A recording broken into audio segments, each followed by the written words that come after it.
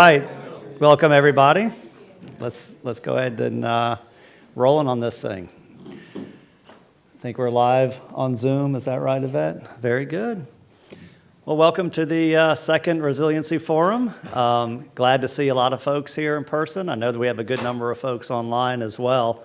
And I just want to first thank Dr. Moran and her team for not only working so hard to make resiliency, front and center for the South Florida Water Management District, but also then go ahead and put on these forums and public meetings to allow the communication and dialogue that we need as we work together to make South Florida more resilient. I think this is our second one now, and Dr. Moran, is it correct? The first one was before the two hurricanes? On the day of the two hurricanes. Oh, okay, so it was right afterwards. Yeah, so I think we all, we saw sort of obviously those kind of storm events really highlight the importance of resiliency. And for us, Hurricane Ian absolutely highlighted the importance of our infrastructure at the South Florida Water Management District, particularly with the challenging water levels up in the upper Kissimmee chain of lakes. It really did highlight our need to upgrade the Central and South Florida flood control system, in various areas. A couple of years back, it was Tropical Storm Ada that highlighted in Broward County, and of course, Ian highlighted it up in Osceola. But I first wanted to thank the Corps of Engineers and actually the U.S. Congress for recognizing that there is a challenge in the upper Kissimmee chain of lakes that we need to address.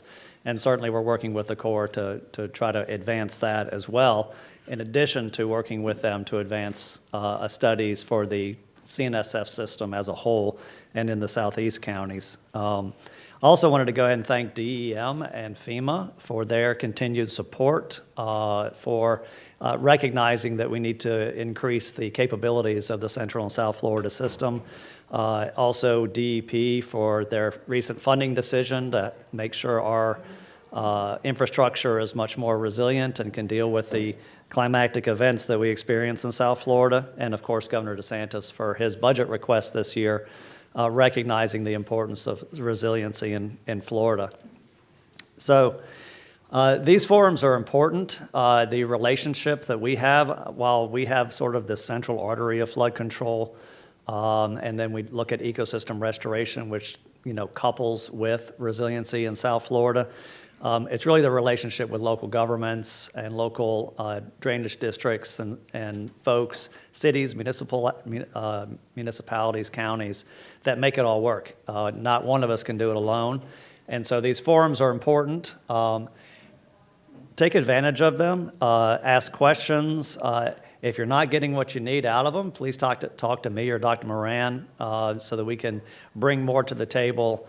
For me, I always tell my daughter that, well, I used to tell her, she's grown now, so she doesn't need to hear it from me anymore, that 90% of our issues are rooted in communication. And so the more we can communicate, the more we can understand, the more we can advance our efforts for our communities. So welcome, please share and engage, and thanks for traveling here for those that did. I know some of it was more of an adventure than others, getting here because coming south from the north can be a challenge. I'm looking at you, yes.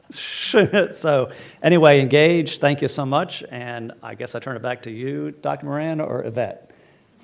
Anyway, yes. Thank you. Thanks for coming.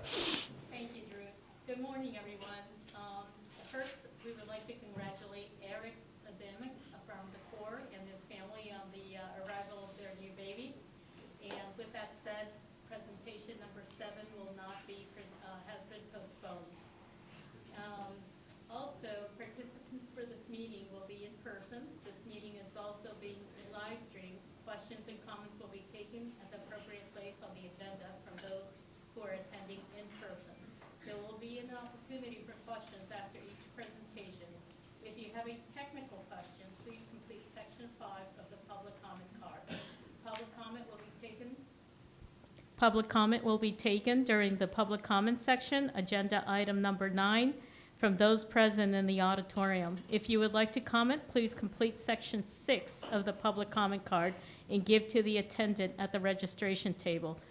Representatives from local, tribal, and state organizations will have an opportunity to provide agency updates under Agenda Item 8. Now to you, Dr. Moran. Thank you. Good morning, everyone. Yes, I will take the mic to just congratulate Eric again. We'll miss one of the big presentations today, but that's a big life step. So we certainly will reschedule his presentation for the next forum. So May 24, let's wait for him. Congratulations, Eric. I will start by introducing our Chief Resilience Officer for the state, Dr. Wells Brooks. He is going to be giving us an update on the State Office of Resiliency updates and status of projects and implementation. But before he starts, he asked us to share a video with you. So we're going to play just the video here. Hope you can all hear. Yes.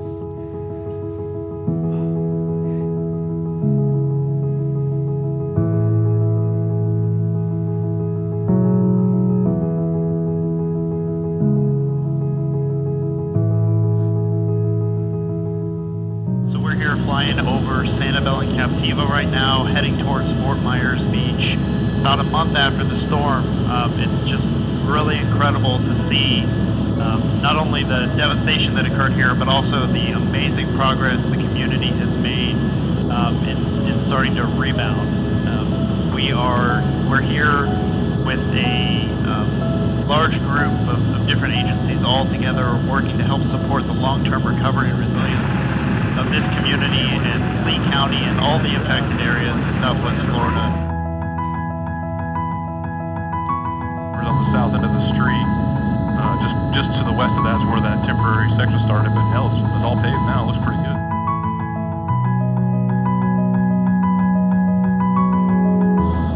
It's really important that we focus on building back more resilient because it helps protect our infrastructure.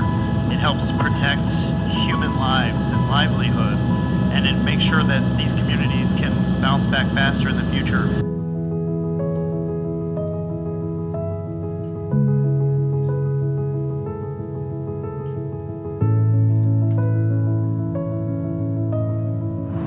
It's really important that we have this improved resiliency so that we can provide adequate flood protection to this community. It was really great having the governor's office here today and all the other agencies. It's just fantastic to see Collier County out today and all of the state agencies working together to improve resiliency for our state.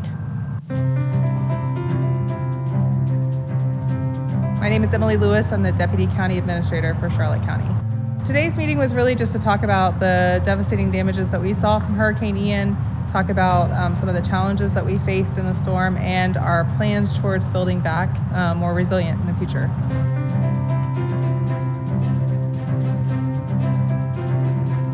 My name is Alex Reed. I'm the Director with the Office of Resilience and Coastal Protection with the Florida Department of Environmental Protection. What I would like the communities around the state to know about DEP is that we are a great resource for environmental resource management, for planning natural infrastructure that can help to protect for flooding and sea level rise. We can also help our community to adapt the critical infrastructure so that they are more resilient to flooding and sea level rise moving forward. Resilience is not something we can ignore. It really is how we develop the future of our communities, make sure they're economically strong, have great environmental benefits and features for our kids and grandkids.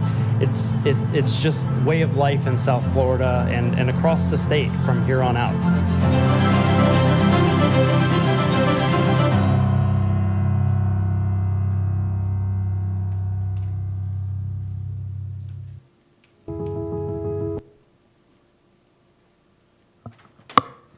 Okay, turning the word to you, Dr. Brooks. Good morning. Good morning. Thank you all. Does it sound good? Yes, all great. Yes, it sounds good. Perfect. Thanks, Drew. And And yet, thank you, Drew and the governing board, obviously for your continued support of this forum. I think you encapsulated it really well in your opening, but it's really, really critical that we are not only communicating with the local communities that we're supporting, but are also hearing from those local communities. And that's specifically why you saw that sampling of the resilient recovery tours that I conducted in the months following Hurricane Ian, and that's why we did those, right? So that we could not just see and feel the situation with our own senses, but could also get it directly from the people most impacted and the people's whose futures were on the line. So. Thank you also to my dear friend and colleague, Dr. Moran, for inventing this forum and carrying it through. I'm really excited to hear from Palm Beach County today and to hear from all of our other local governments going forward. Thank you. Thank you very much. I think what you... Oh, go ahead. Nope.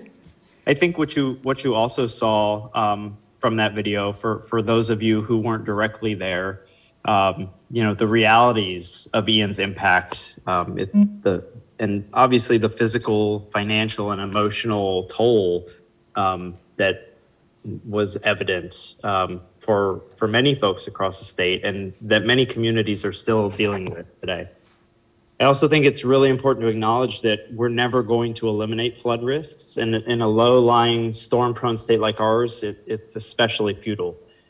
But what we can do is improve our understanding of risk, enhance our policies and planning, and adapt our infrastructure to limit damages and disruptions to our communities during routine thunderstorms and extreme tropical systems alike.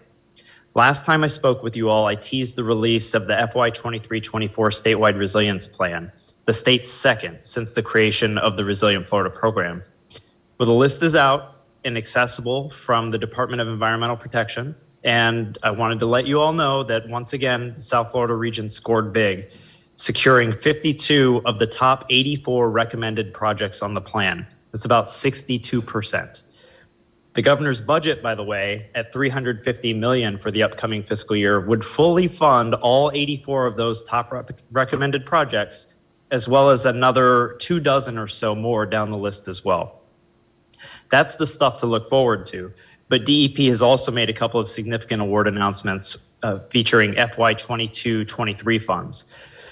Earlier, just last month, I guess, now that it's March 1st, on February 6th, the department announced 75 project awards totaling more than $275 million for critical projects across inland and coastal areas to adapt legacy infrastructure and implement nature-based solutions that address current and projected sea level rise and flooding to minimize adverse impacts on Floridians and their families.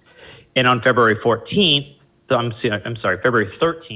DEP also finalized $28 million in awards for 128 resilient Florida planning projects to empower local communities to better understand their unique flood vulnerability and to begin designing effective adaptations to reduce current and projected flood and storm surge risks to their residents and infrastructure.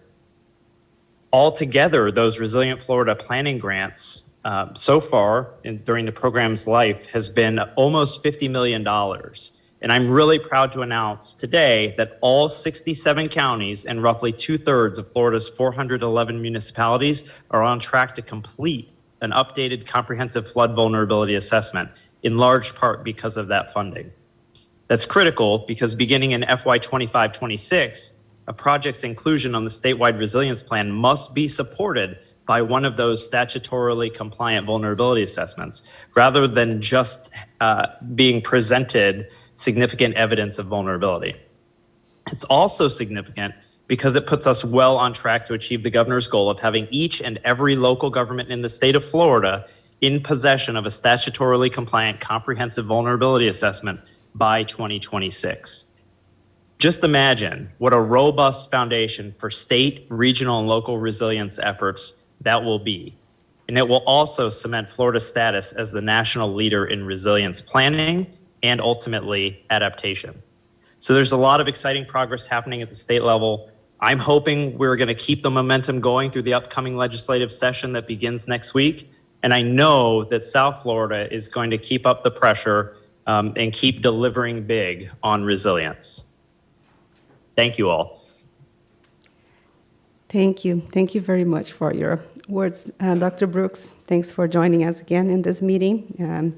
Happy to have you here, and especially bringing those great updates to all of us.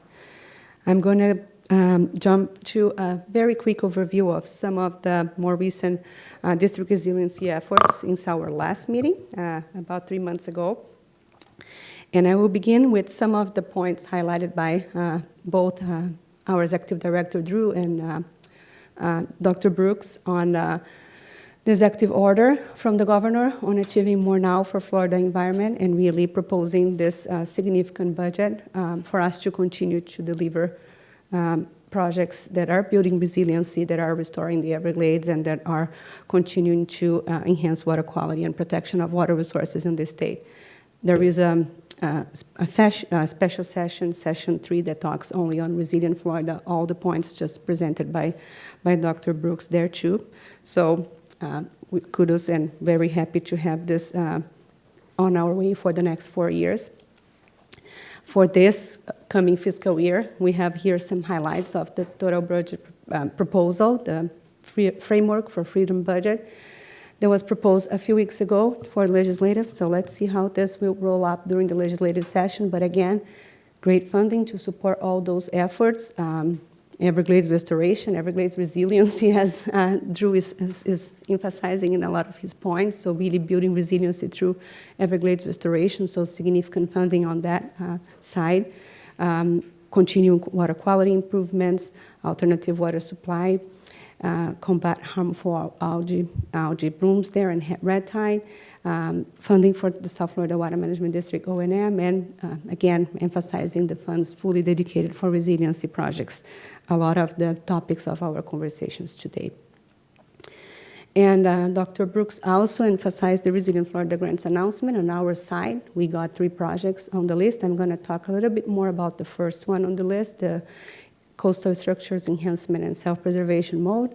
We have 2 more of those hardening of operation infrastructure pumps and control panels here in South Florida, and a few more on the list to come on next. As Dr. Brooks pointed, we will continue to make pressure on getting those projects advanced from our side.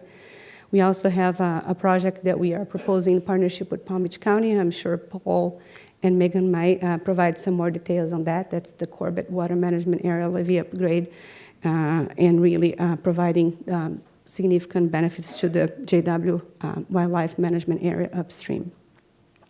So again, excited with the funding, getting all the parts together here to continue implementing those significant projects to our region. All of this is founded in our plan. I am going to give some brief updates from the next meeting. We are actually going to have a full presentation on the next forum to present the plan and open for public comments. We have been working since last year to update this year plan. We are bringing a few more projects to this year, some of the projects coming from Hurricane Ian aftermath, so really discussions that we are having here on pieces that we understand are non-regret strategies, and some of them that we also have some modeling and data to support the needs. So we're bringing some of those projects to the plan, some additional nature-based features that we understand we are evolving on the discussions here as well internally and with our project partners, and continuing on the content for the plan in general. So not to share a lot today, we wait for the next meeting. We will open for comments on our 2023 plan version. I promised I was going to just touch on 2 projects that we are beginning implementation. Project number 1 is the one we received funding from FEMA. We received a funding award recommendation. We are still under the final FEMA review process. It is a lengthy process. We are finalizing, working with FDM, with the great support from FDM team on responding all the big questions, and really waiting for the green light for us to start design. We were ready to start design since September last year. We are just making sure that we can get all the credits for our match portion on this.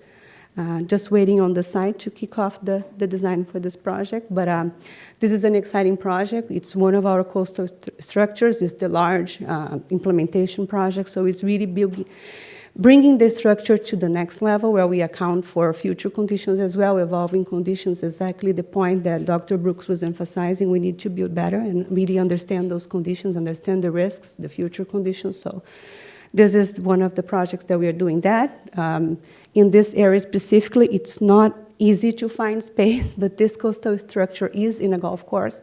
So we are coordinating with the village of Miami Bay Shores there to use this area around the structure to also provide additional benefits to green infrastructure, nature-based solutions in the canal and in the surrounding areas, so really allowing us to have increased detention around the basin that will provide some reduction in flood risks and also some of the water quality associated benefits. So exciting project. We are looking forward to really kick off this, hopefully in the next month or so. The next one is the one that we just received funding from Resilient Florida. This is our coastal structures hardening, and we call it self-preservation mode. This is the small fixes that we need in the coastal structures while we advance those designs and really move to the larger structure refurbishment or hardening. So what we notice is we need to optimize and harden the operation of those structures during the storm, high tide events. So really, it's almost like flood-proofing those structures to operate, to reduce the time that we need to lock the gates open because of vulnerability of some of the components, mechanical, electronic components that are low. So it's really elevating some of those controls, flood-proofing some of those controls, seeing if we can get some additional protection by adding some plates to our gates where possible, but it's really the small fixes. We have 20-plus structures there, mostly in Miami and Broward, the most vulnerable ones that we're going to begin working with. So excited again to do this project. This is really regional significant assets that we have in those coastal areas that we need to really move to begin giving them a little bit more robustness in reducing flood risks in the region. Going back to planning, I know we invest a lot of efforts in modeling and engineering planning and design for the projects that we have in the plan, but right now we are also partnering with the Army Corps in this robust study to look at the CNSF look at the CNSF system, look on the needs, understand risks. We began this back in September last year. We are right now in a good phase of collecting measures, our initial round of measures, working very closely with our partners from the Corps, defining exactly how we're going to be assessing those measures that are coming from our local stakeholders, from our previous modeling efforts, from all the understanding best information available that we have in the region up to now. So the next step is going to be really this initial set of alternatives. We are not there yet, but we'll be in less than a month, and we are going to begin sharing those updates with our stakeholders as well. So the plan, I know Tim is here, and he can provide more details, the project manager for the study from the Corps side. Thank you, Tim. So if we need additional details, we can ask him later, but that's the big picture of where we are, and we really invite all the stakeholders to provide contributions throughout the study. Here is the link from the district side website, and as you enter there, you're going to also have the link to the Army Corps side. So hopefully keeping everybody engaged and getting contributions from all the stakeholders to help us understand what are the best paths that we need to pursue on really bringing resiliency, increasing robustness of our CNSF system. So that's the major updates, just a big picture of some of the key accomplishments. Any questions? I want to go around the table. I'll sit there, and then we can start talking to see if anybody has a question on this first agenda item. Thank you.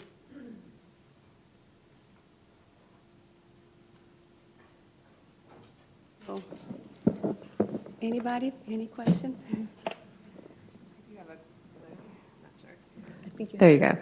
Hi, Megan Houston, Palm Beach County. With the 20 projects that you're identifying for the self-preservation, how are you prioritizing where in the region you're going to focus those efforts? Okay. We have in our plan a ranking that we have been using to look at the vulnerability of the structures, and not only vulnerability, but also areas that are impacted by them. So we look at from the flood risk, what's coming, which are the most vulnerable, and also from the communities that we are going to be impacting, like what kind of critical assets we have, public well fields, all those additional criteria. So this is the basis that we use to kind of rank them, and that's where we're going to begin. So we're going to start with those 23 and see how far we can go with those initial round. But we should bring more as soon as we complete this round. Thank you. Okay, any other questions? Okay, if not, let's move.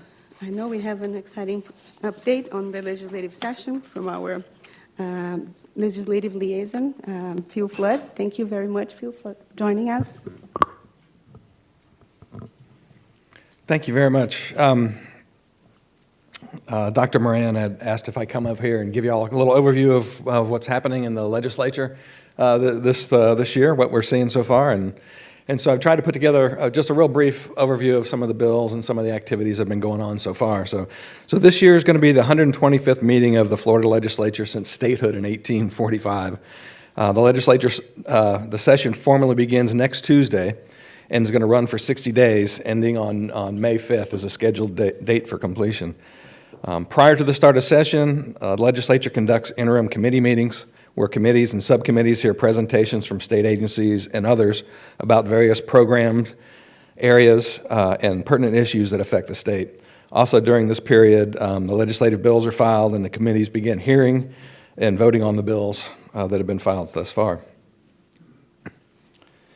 So this year, there's a new Senate President, Kathleen Passidomo, out of Collier County, and also a new Speaker of the House, Paul Renner. The two leaders have established programmatic committees that will address funding and policy issues throughout the legislative session. Recognizing the importance of resiliency to our state, they've created two new committees involving resiliency, and one that has been changed to specifically address resilience issues. The House Agriculture, Conservation, and Resiliency Subcommittee develops policy recommendations for agriculture, conservation, natural resources, and the added responsibility of resiliency. And the new House Select Committee on Hurricane Resiliency Recovery, just as the name applies, was established to investigate hurricane resiliency and recovery. And the new Senate Select Committee on Resiliency's sole focus is on resiliency. Throughout the course of the legislative session, these committees will research issues and develop policies, as well as evaluate and vote on the new bills within their program areas. So I went and took a look and tried to identify some of the key bills that are out there related to resiliency, specifically looking at flooding and water management. And so I thought I'd kind of give you an overview of some of these. Just to give you an idea, there's already been 1,226 bills that have been filed already this legislative session, and I have just a handful of them here that involve resiliency. So the first ones here on our list here, House Bill 111 and Senate Bill 1170 have several similarities. They're a little bit different, but have several similarities, and they affect projects that receive state funding.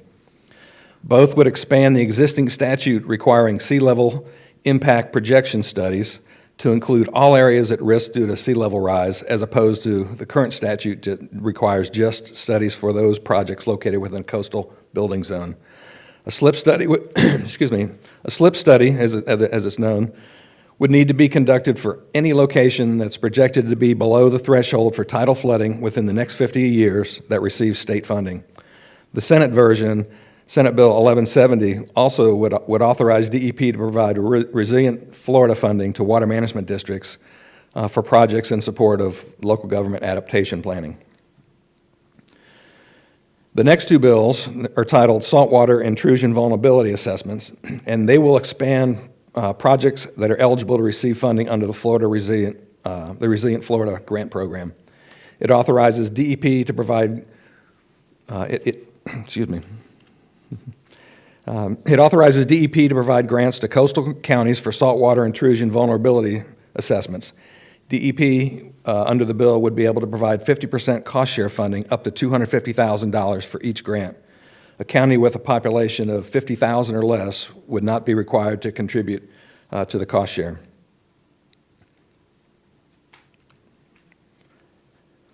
These next two bills, if passed, would be known as the Resilience District Act.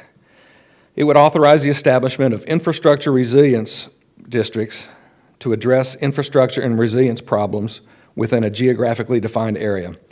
The resilience districts would be established through a taxpayer-initiated petition to a local government to implement projects that mitigate the risk of flooding and sea level rise. The local government would serve as the project manager for the projects unless the district was to hire their own project manager. In order to fund the projects, the districts would have the authority to borrow money, issue bonds, and levy taxes and special assessments. We have two identical bills, two identical House and Senate bills that are titled Mangrove Replanting and Restoration. These bills will require DEP to adopt rules specifically for mangrove replanting and restoration and also address living shorelines. It specifies that the rule must assist in Everglades restoration and Biscayne Bay revitalization efforts and also include the development of living shoreline design options.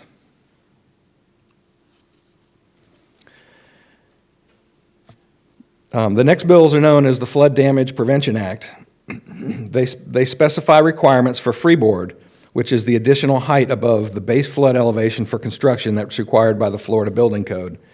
It sets the maximum voluntary freeboard for new construction and substantial improvements at 4 feet, and new construction within a coastal high hazard area at 9 feet.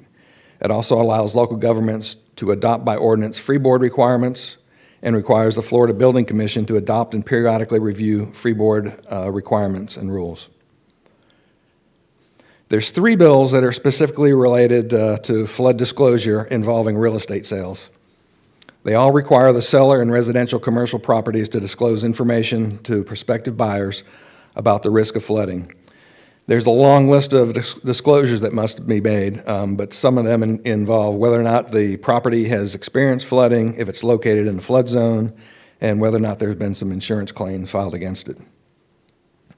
And the last bill on this page right here is Senate Bill 716, which will require a landlord to discuss with renters whether or not the dwelling is located within a FEMA-designated flood zone.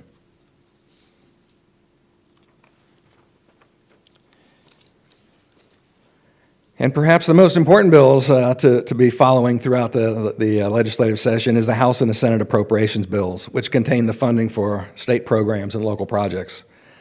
The House and Senate appropriations committees, they typically will release their respective appropriations bills the first week of April. And these bills will identify the level of funding to be appropriated for the Resilient Florida program, as well as identify which local funding projects will receive funding. As of yesterday, there were nearly 2,300 local funding project request forms that have been filed with the House. So we'll have to wait and see, how much funding and which projects are going to be included in the final House and Senate bills. So these two appropriation bills will be different. They'll have different funding priorities, which will need to be resolved through conference committees, and the conference committees will typically meet the first week of May. But by the end of April and the 1st of May, we'll have a pretty good idea of what bills pass and what will be forwarded on to the governor for his consideration as to what he's going to sign and projects that might be vetoed.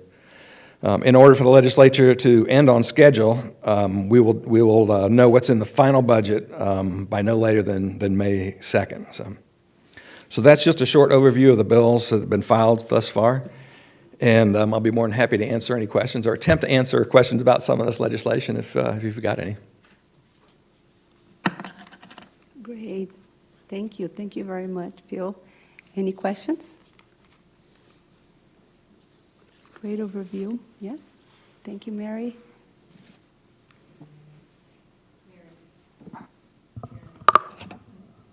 I'm holding it.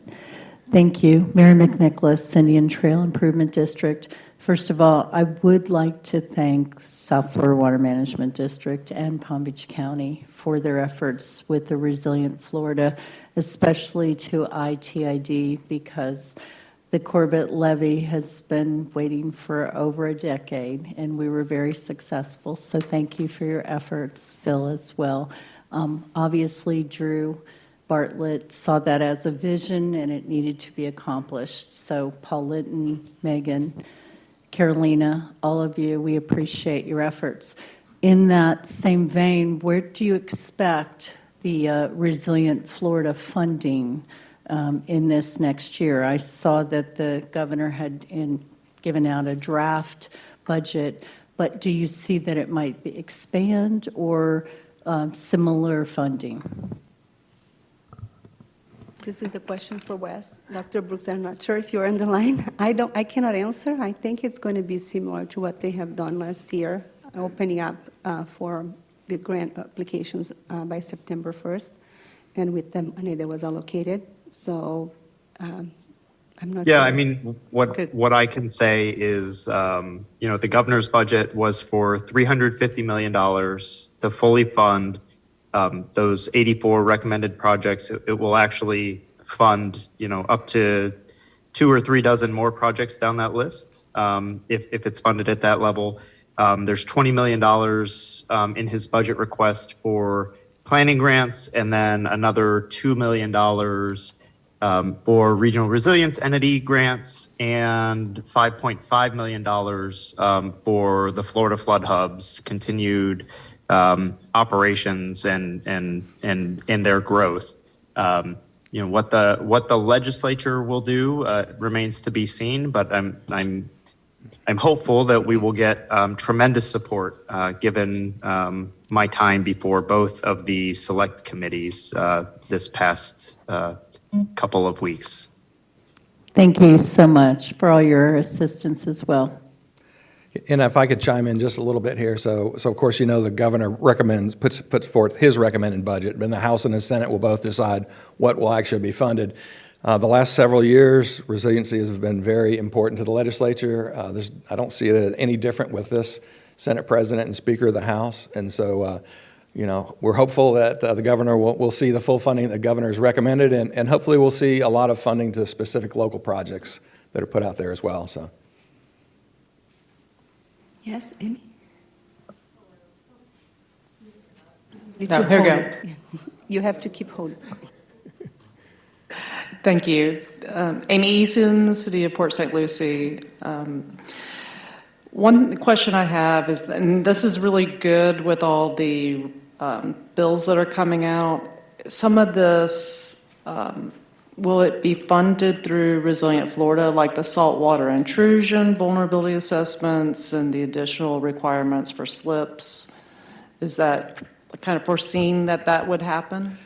Yes, both of those are amendments to the Resilient Florida program statute, and so the vulnerability, saltwater intrusion vulnerability, is specifically adds as it Florida Resilient Florida program. That's an eligible item specifically right there. So yes, that'll come through that. And so any funding, there wouldn't be funding. The funding would go through the program area, not to a specific individual study. Is there any idea of like the level of detail that would have to be submitted for those vulnerability assessments? Because we understand that South Florida Water Management District has looked at groundwater and saltwater intrusion. Would that analysis, help us fund those instead of having to do our own localized assessment? Absolutely. The legislature does detail what needs to be included in those plans. And so we can certainly get you a copy of that legislation.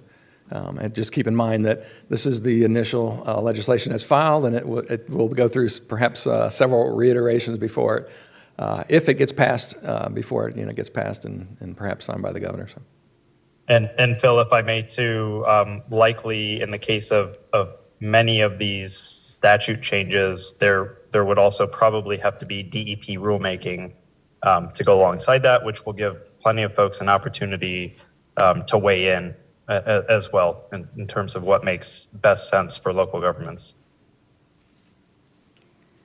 Yeah, and just one final thought on that, Amy. Thank you for the question. from the side of data and models or any tools and assessments that we develop from our side, of course, we will be making sure that we can make them available to support any local assessment. That's the goal of exactly what we're doing here, making sure that we keep the communication, and if there is anything in terms of data tools, assessments that we are doing that can support, we will be more than glad to coordinate if this is the case. Thank you. Thank you. We had a question from a commissioner yesterday about septic systems and whether there was going to be any kind of movement to try and change authority of regulating that from the Department of Health to DEP. Have you heard anything about whether that might be on the table this session?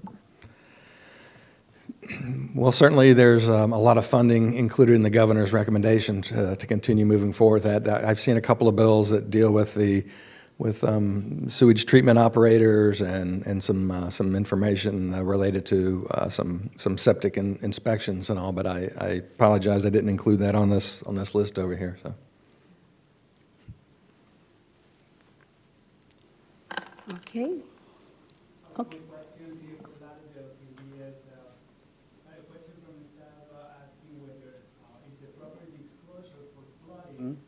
Includes inundation on the roadways. Anybody have the answer for that? I'm not terribly familiar with this legislation over here, but it deals specifically with a property that's up for sale.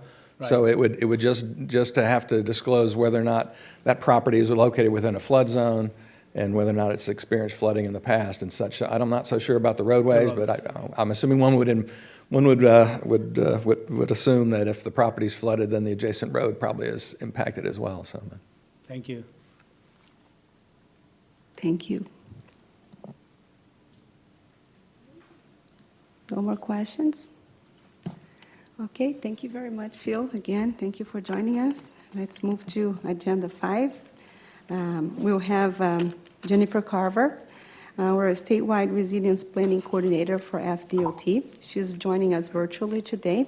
Jennifer, let's check if you can hear us and if we can hear you. I can hear you. Can you hear me all right? Yes, this is perfect. Thank you. Good morning. Okay, great. Thank you for joining us. Go ahead. Great.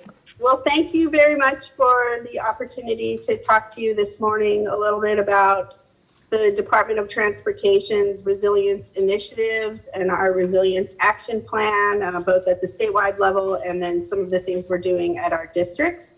And I did want to start this morning with a short video, like to follow with Wes's. I think this shows some of our partnerships and response and recovery activities from Hurricane Ian. So we wanted to kind of start with this to frame what we're talking about and why we're working so hard on resilience. So if you can move to the next slide, the video, hopefully the video will play.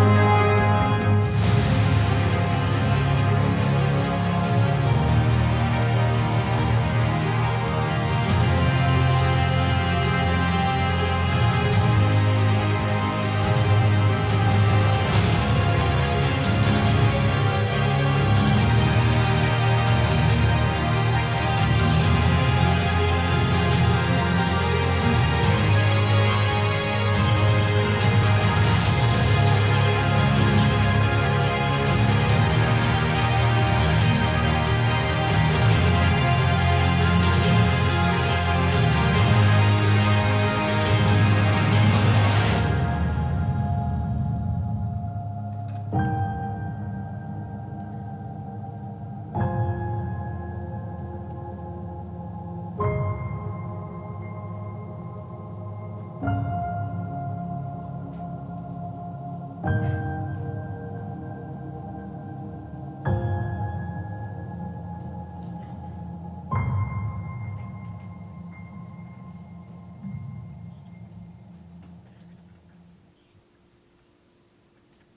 you. And that video really just highlights not just that we had a bad hurricane season, but that we've been working on this. We have partnerships in place with federal, state agencies, local communities, and we can work together to improve our communities, enhance them, and recover. And so the Florida Transportation Plan provides our kind of statewide vision for transportation in Florida, not just for the Department of Transportation, but for all of Florida. And that plan has incorporated resilience for several iterations of the plan. We have done a lot of conversation with our partners across the state and incorporated resilience. And then a number of our other statewide plans in our family of plans address resilience as well. So these plans kind of guide what we're doing in the department in implementation. Next slide.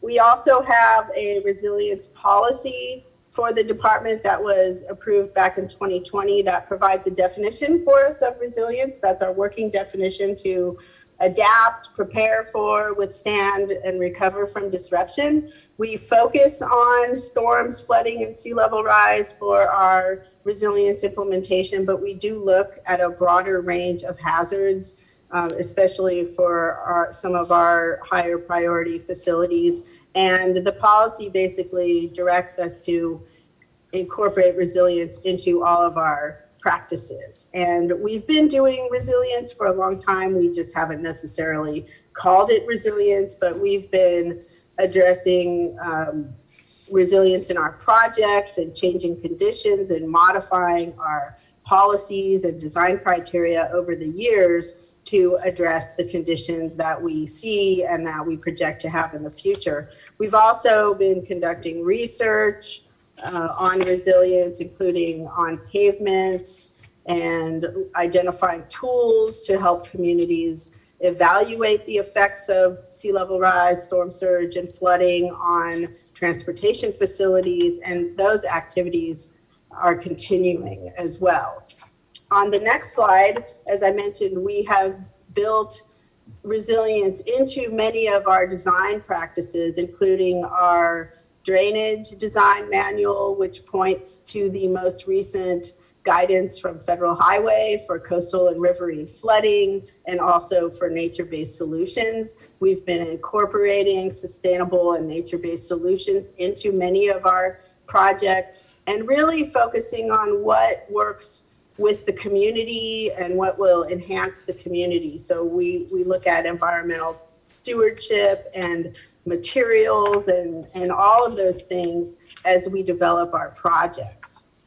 Next slide, you'll see an example of how one portion of State Road A1A up in Flagler County responded in Hurricanes Ian and Nicole. This is a section of A1A that includes a nature-based hybrid solution, which is the buried secant wall that in these photos you can see it's exposed. In the first photo, there was still some dune and sand there. Ian came along and took some of the sand away. Nicole came along and took more of it away. But in this section, because the wall was there, the transportation facility was preserved and still functional. In some other areas, the road was not so operational afterwards. And I know our District 5 folks are doing a resiliency study and project to look at what options are for those sections of A1A, and those are going on right now. So we did learn some newer lessons from Ian and Nicole last year, including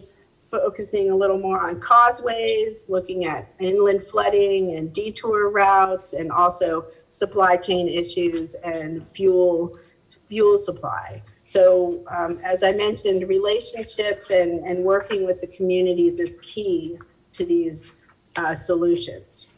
The next slide, I won't talk about this a long time, but just you heard Dr. Brooks talk about resilient Florida, and there is a lot going on at the state level with resilience, so we're not doing resilience in a vacuum. We have a great partnership with our other state agencies, with the regional resilience collaboratives, and then in the last legislative session, the legislature did include a requirement for a resilience action plan developed by the department to be completed by June 30th, 2023, and then updated and reported on every 3 years. So I want to talk about that a little bit because we're getting to the home stretch here on developing the plan. So on the next slide, you can see the goals of the action plan that were identified by the legislature. That includes identifying strategies to enhance resilience, looking at design changes, and enhancing partnerships.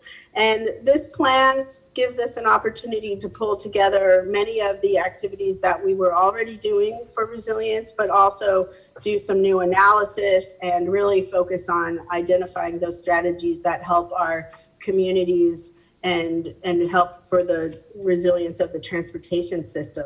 This initial plan is focused on the state highway system as required by the statute, and we anticipate that we will build on these activities. On the next slide, you can see some of the elements of the plan that we're doing, including reviewing all of our historic and current issues, identifying potential changes to our policies and procedures, looking at alternatives for retrofitting, conducting a complete vulnerability assessment for the state highway system, and which I'll talk about a little bit more, and then creating a database of vulnerable assets, which will also include an online viewer where you can see some of our priority areas, as well as look at other reference layers as well. So this allows us to pull together some things that we're already doing. We had already done a self-assessment on where we were on resilience, and we already had a number of tools that we were working on enhancing.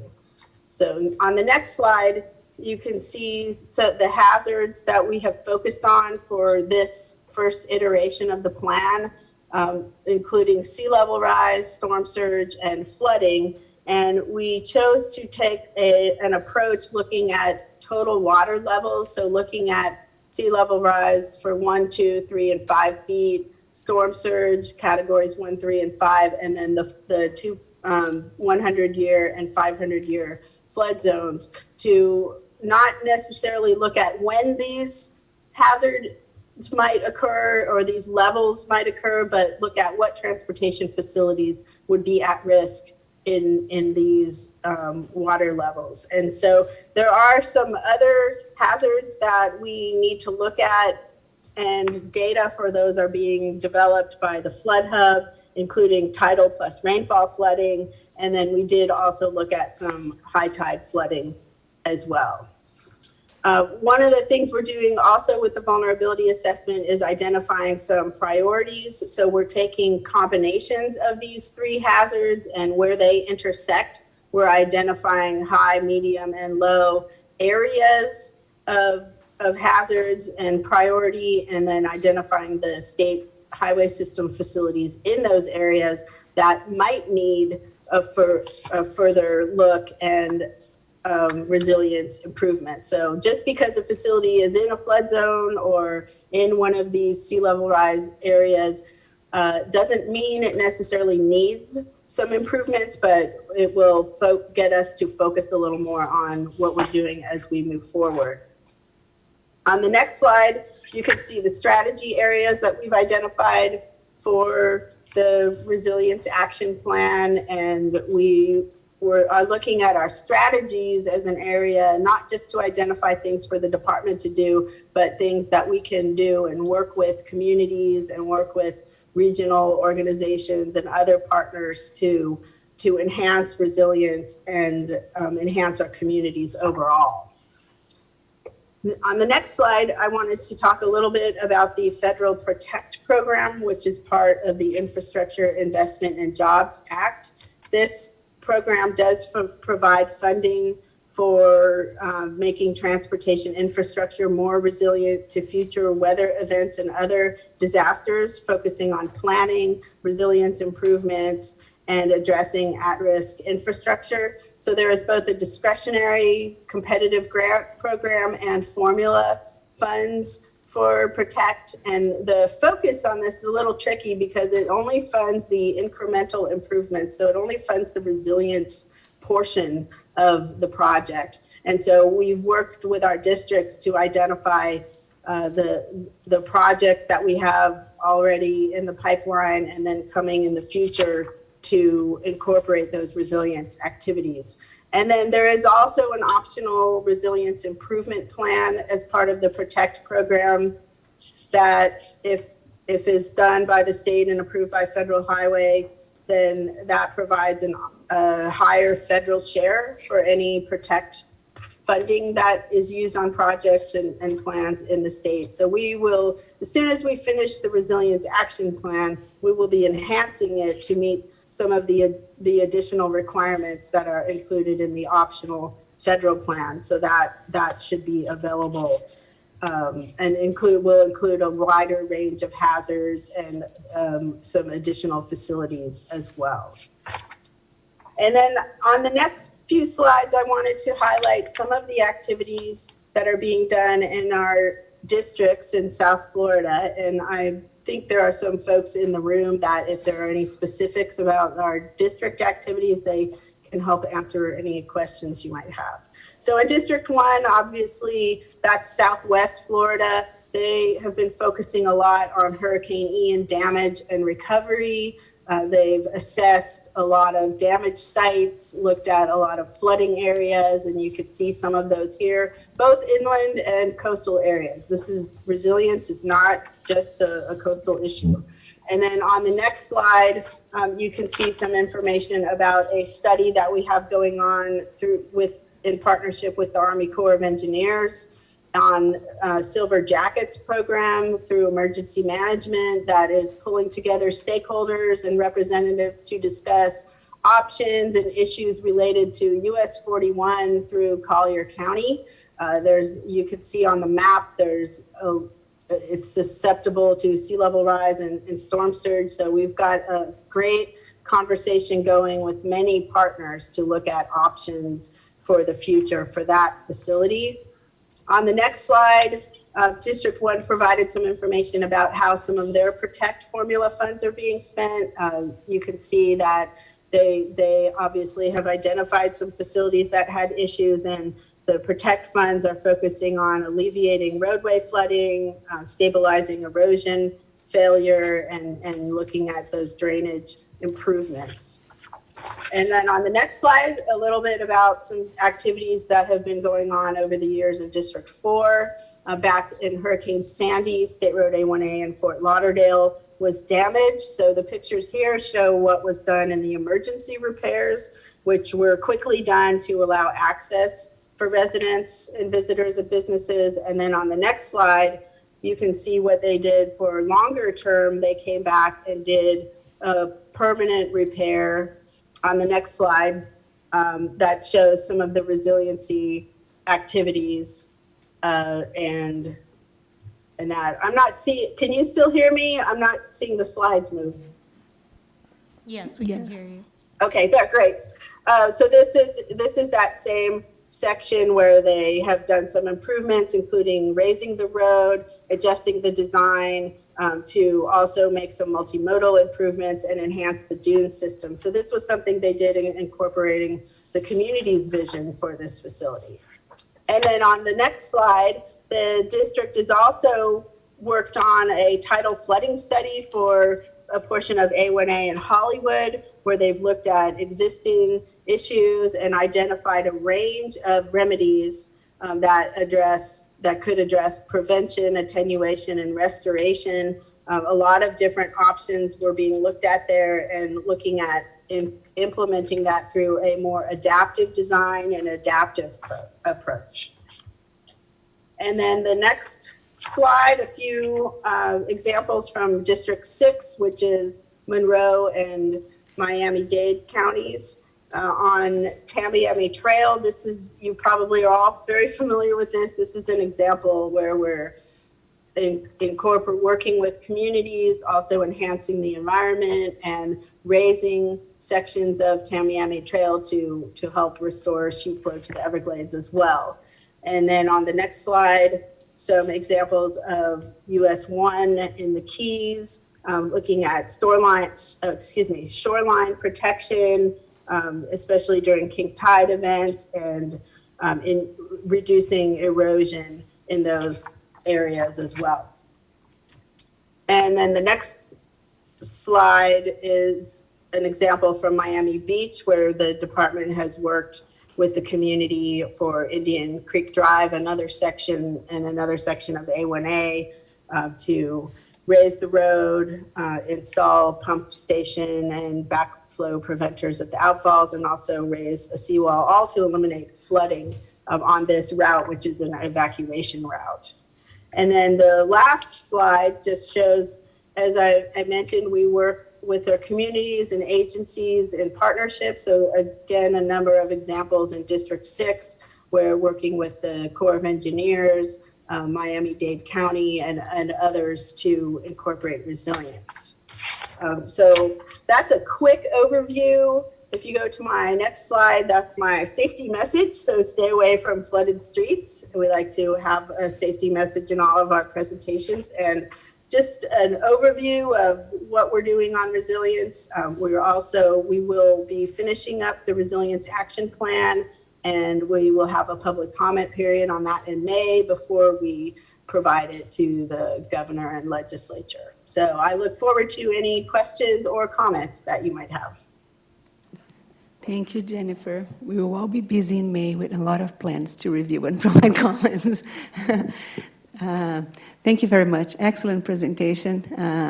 Very great to see the progress and all the work that you're doing and how you're approaching resilience from your side there. So going around the table, do we have any questions for Jennifer? I do have one. Jennifer, when you show your 3 maps, you have the storm surge, you have the 100-year, 500-year rainfall, and you have the tides and high tides. I know you're mapping your risks there. Are you looking at, and sea level rise, of course, are you looking at, and I know we had these discussions and it's a more advanced level, but you are not really calculating compound flooding or joint probability of those events. You're just overlaying them for now and seeing areas that you feel are subject to either 2 or 3 of those, correct? Right, that's right. We are not looking at compound flooding. What we're looking at right now is kind of the intersection of some of these areas. So we're focused on 2 feet of sea level rise, Category 3 storm surge, and the 100-year flooding areas. So our high priority areas are where those 3 areas connect or intersect. And then for our moderate priority, it was where any 2 of those areas, and then the low priority is where any 1 of those areas, and it goes from the high priority is about 57 centerline miles of state facilities. The medium is about 700, and then once you get to the low, it's got that a whole 100-year floodplain, which if you see on that map is pretty much all the state. That gets up to about 1,700 centerline miles, and then there are some that don't fall into one of those areas. So it's just a way for us to prioritize, but it doesn't mean that we're not doing resilience analysis and evaluation on every project. For the compound flooding, those are some data sets that the Flood Hub is working on, and we did not have a consistent statewide data set for that at this time, and so we anticipate that that will be incorporated into the next iteration of the Resilience Action Plan. Great. Yeah, that's definitely under the roles of the Florida Hub, and I'm sure they will begin some discussions on that topic, but this is excellent. Okay, any more questions? No? Do we have I think we have a comment from the public. Do we want to wait for the end, or is this a specific question for Jennifer? Okay, let's give it, ready to do it. And okay, so my thought is, since we got some extra time because one of the presentations were canceled, let's just bring a 10-minute break and we can come back. Let me see what time, maybe 10:20? Okay, bathroom break. Let's come back on 10:20.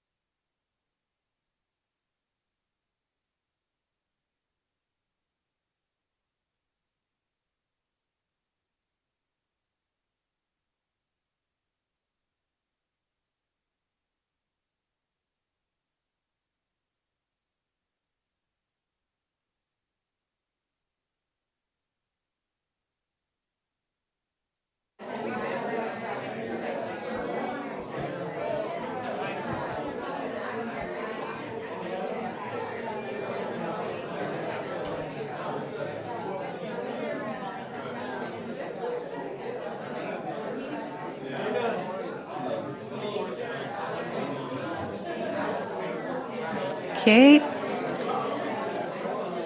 It's incredible how 14 minutes just fly by. I feel we have so much to talk, everybody in the room. But let's resume knowing that we have people in the audience, also virtually, so we can continue here on our agenda. And I'm sure we have some time at the end to continue those discussions. Thank you. Yes, let's go. So I'm going to invite Megan now to start the presentation. We have Palm Beach County talking about their flood vulnerability assessments. Thank you very much, Megan. She's the director of the Office of Resilience for the county, and I think Paul will also join at the end with some additional topics to share. But thank you, Megan, for coming. The word is yours. Thank you. Thank you, Carolina. Thank you all for having me here today. Megan Houston, Resilience Director for Palm Beach County, joined by Paul Linton, Water Resources Manager for Palm Beach County. We're going to talk a little bit about some of the vulnerability assessments that we've done, that we have done and are underway. And first, I'll just say that we wouldn't have been pursuing one of these partnerships without the strong support from Department of Environmental Protection, first through their Coastal Resiliency grant funding, I forget the exact title, a few years ago, and then continued with Resilient Florida. So that has absolutely been a catalyst for this work that we're going to discuss. Just a real quick background on Palm Beach County's Resilience Office. We try to make sure that Palm Beach County remains sustainable and thriving while dealing with climate change through adaptation, mitigation, and sustainable development. We do this through prioritizing those things we just listed, as well as equity. We're very concerned about frontline communities, making sure that people who are most impacted by climate change but least able to adapt are being included along the process, in the outcomes, the whole way throughout. So that's, as we're thinking about vulnerability assessments, we're continuing to learn about how just to do that in the planning, in the outcomes, in the metrics. The first project I'll highlight is the Coastal Resilience Partnership of Southeast Palm Beach County. Some of you probably have heard us talk about this before. It was maybe 4.5 years ago. I was new on the job. I met with our sustainability leads in Southeast Palm Beach County informally, and we were looking at DEP funding going, well, maybe we should use this. We don't have a vulnerability assessment yet. We share a lot of the same concerns with coastal erosion. We probably have a lot of the same data sets that we would need. We also have these smaller cities. Some of our municipalities have 500 people, right? And there's no sustainability lead. So we could partner up, and the smaller cities could help leverage the dedicated staff personnel of the bigger cities and the county. And that's what we did. And this was catalyzed by a grant coming out from DEP where we said, let's form together, let's use this funding to help offset costs and create this joint vulnerability assessment. Through that assessment, we looked at 12 different climate threats. The blue ones are mostly related to water, except for high winds. We don't have sea level rise as its own threat. We have it as an exacerbating factor for a lot of these threats like shoreline recession and saltwater intrusion. We also looked at extreme heat and drought and wildfire, among others. We learned a lot from Penny Redford, who's in the audience, from City of West Palm Beach, because they had just gone through this process as well. So she was a great supporter and advisor as we were going through this process. We looked at assets. It's not quite the same. When we were pursuing our assets, the categories, it was a little bit different than the Resilient Florida asset categories that have since come out. So we had to kind of do this crosswalk of what we looked at and what the state is now requiring, but they were super accommodating with that process. So we were looking at how does flooding, how does sea level rise, how do these other threats impact our transportation, our natural resources, our people, among others. We wanted a very easy to understand map. We worked with Fernleaf to help produce visual guides, and we overlaid equity data within. I know it's hard to see, but we looked at storm surge.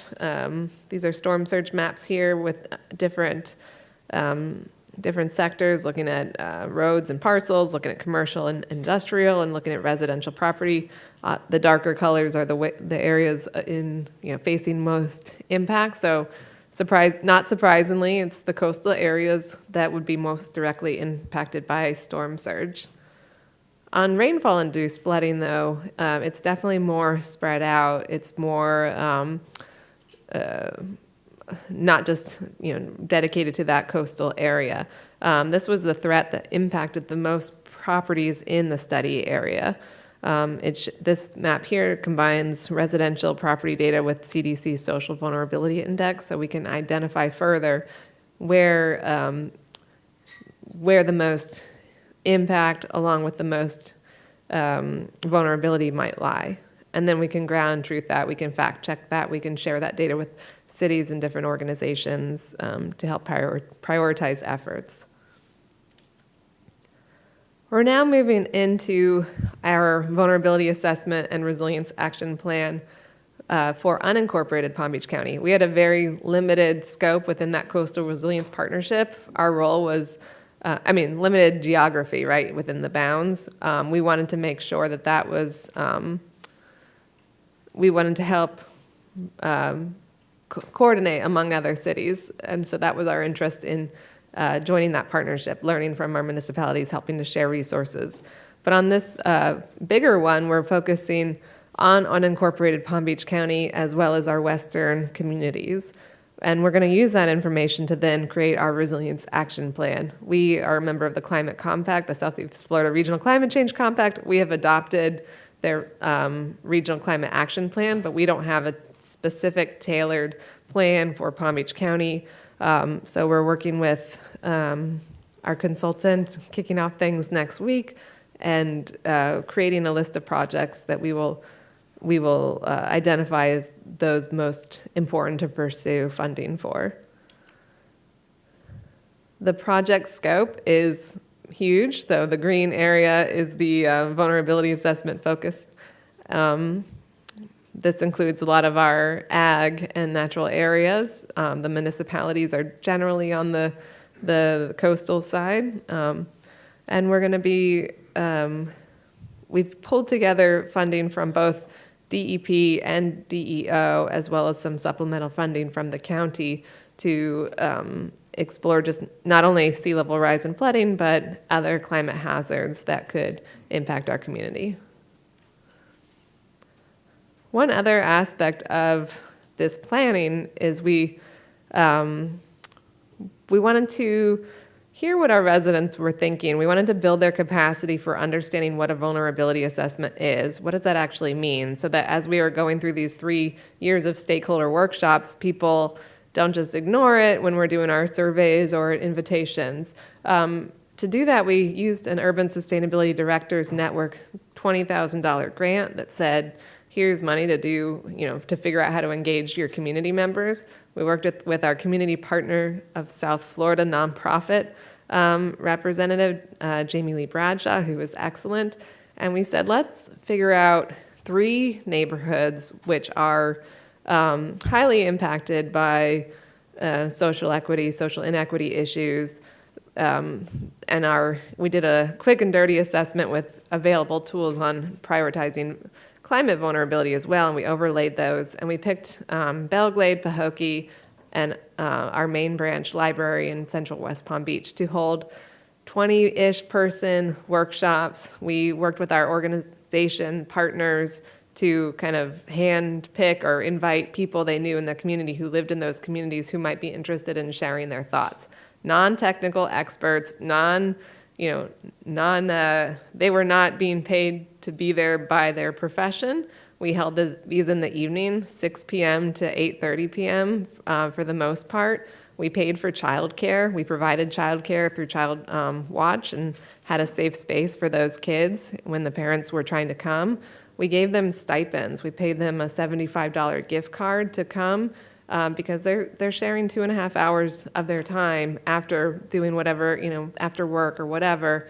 And we also provided translation if they needed it in Haitian Creole, Spanish. We had an interpreter provided. So what we got were these 3 workshops where People were listening.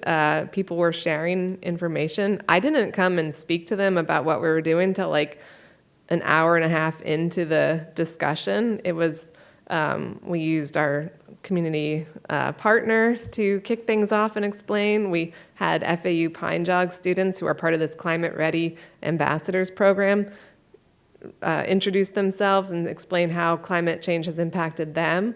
Then we went around the room and had people identify what climate change meant, what are they seeing and how is it impacting them. We asked them to prioritize their what's important in their neighborhood, right? We think so much about infrastructure, but what is, a lot of what they were identifying were social infrastructure or things like the Boys and Girls Clubs. Those are critical resources.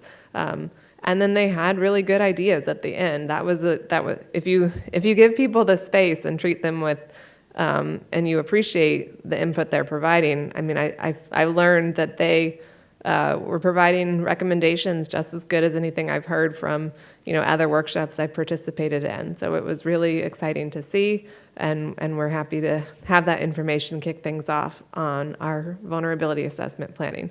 So some of their recommendations were things like figure out the flooding, better drainage. They focused on renewable energy. They said prioritize renewable energy, increase tree canopy coverage, fix our HVAC systems. I know this is a district topic, but I thought it was interesting. They were mentioning HVAC systems in the schools. Our kids can't learn if it's too hot. So I would just, as we are all going through our planning, I think my recommendation is to trust the residents, include the residents in your participation processes if you can.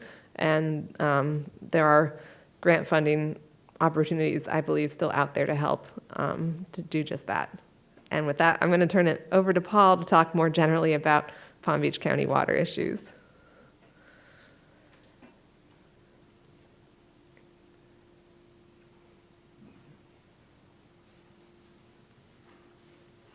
Well, I was asked to talk about the Corbett levy, which we worked with South Florida's staff to put together an application. They put theirs together. We both put them together, and real team effort there, and we were happy to get it awarded. How many people want to see a map of that so that help them see what's going on? All right, let me see if I can get this. Let me get out.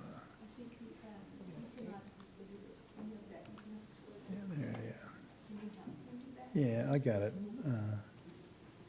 Don't say. Need help with?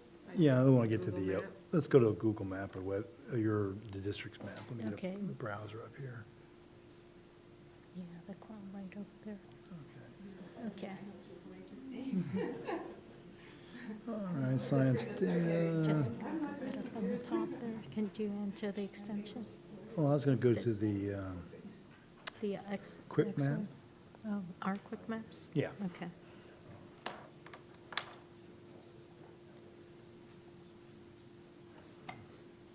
Okay.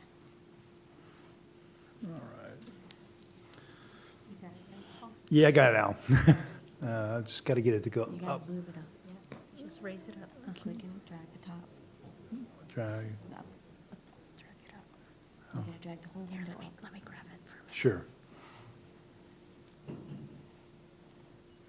Ah, okay. Now I got it. This will be easier, actually. I don't have to go up and down. All right, let me get over to Corbett.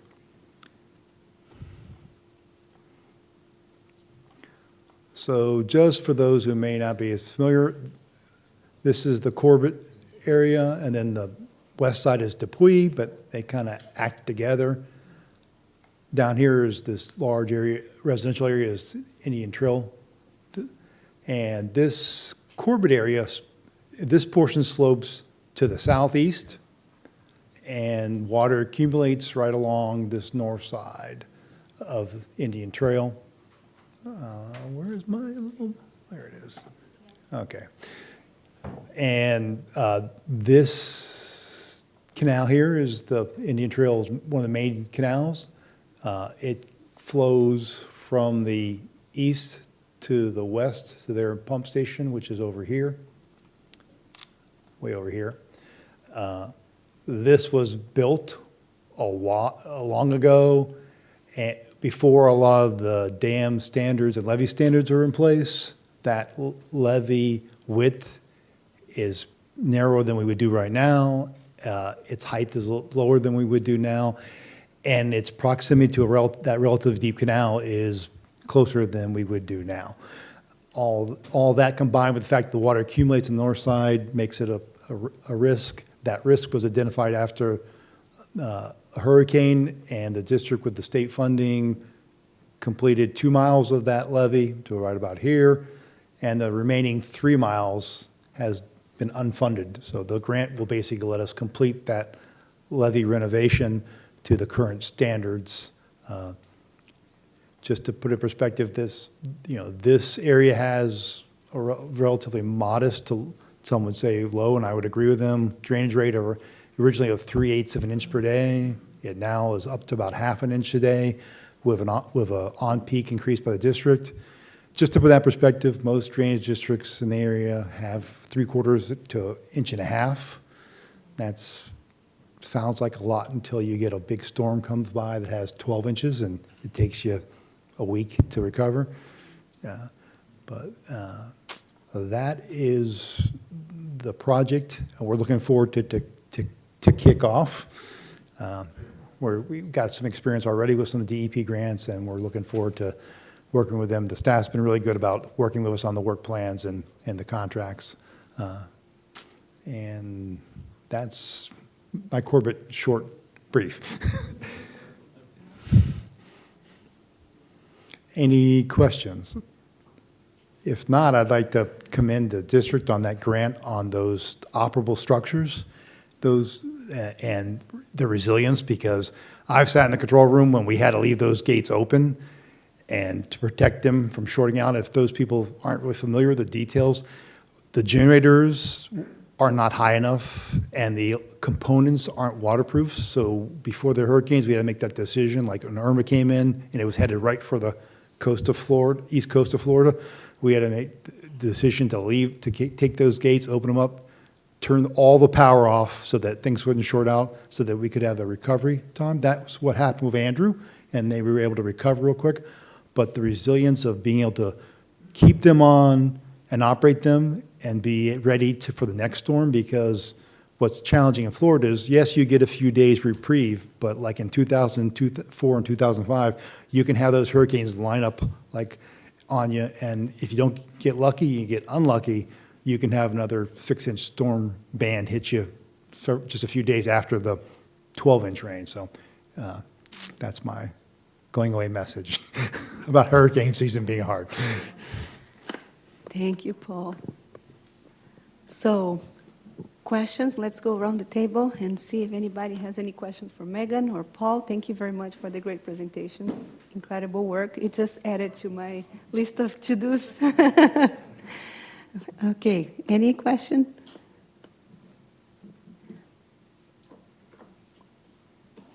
Yes, Mary? If I may, Mary McNicholas with Indian Trails. A couple of people sitting around me had asked and wanted to ask Paul. Basically, this Corbett area levee had been initially completed in 2012, about, and then this is going to allow the J.W. Corbett area, wildlife area, to hold their water much higher, which is obviously, from an ecological standpoint, far superior. So we can't thank you enough. It was a huge collaborative effort, multi-jurisdictional, and Paul's very shy about stating how huge this project actually is, because the residents that are in that area are upwards of 45,000 at this point, and it's a huge liability. So we look forward to moving together and getting those contracts done too.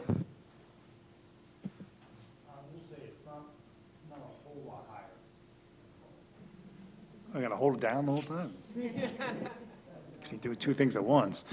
All right. Yeah, it's going to be not holding a whole lot higher, but it's going to let it hold that level safely. And there's the difference, is that we're not having to worry about running it down for the next storm. So we'll still have freeboard for another storm and still be within the safe envelope. So that's a big difference. And then just remember that the water that comes out, that drains out of that goes through the Indian Trail, and that's water they've got to move in addition to their own local water.